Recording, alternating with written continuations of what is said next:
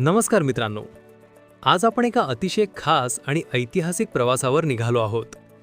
आपण आलो आहोत बीड जिल्ह्यातील माजलगाव तालुक्यातल्या गोदावरीच्या काठावर वसलेल्या पुरुषोत्तमपुरी या पवित्र गावात.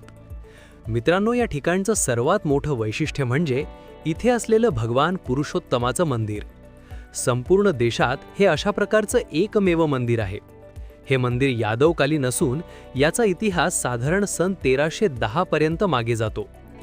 इतिहासाचा मागोवा घेतला तर असं समजतं की यादव कुळातील राजा रामचंद्र यांनी त्यांचे मंत्री पुरुषोत्तम यांना ही जमीन दान दिली होती.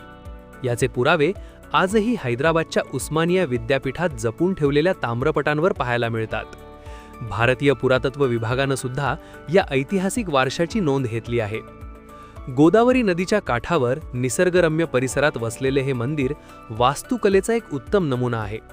इथे भगवान पुरुषोत्तमाच्या जोडीलाच वरदविनायक गणपती, माता पार्वती आणि 6 लक्षेश्वर महादेव असा त्रिवेणी संगम असलेलं मंदिरही आहे.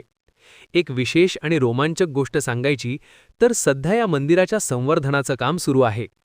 जेव्हा 6 लक्षेश्वर मंदिरातील पिंड हलवण्यात आली तेव्हा तिच्या खाली एका सुरक्षित दगडी आवरणात सुवर्णाचं कासव सापडलं होतं. हे ऐकूनच या ठिकाणच्या प्राचीन श्रीमंतीची आणि श्रद्धेची प्रचिती येते. येत्या 17 मे ते 15 जून 2026 या काळात अधिक मास येत आहे. दर 3 वर्षांनी येणाऱ्या या मासात इथे मोठी यात्रा भरते आणि देशभरातून लाखो भाविक दर्शनासाठी येतात. जर तुम्हालाही इतिहास आणि धार्मिक वारशाची ओढ असेल तर या नयनरम्य पुरुषोत्तमपुरीला नक्की भेट द्या.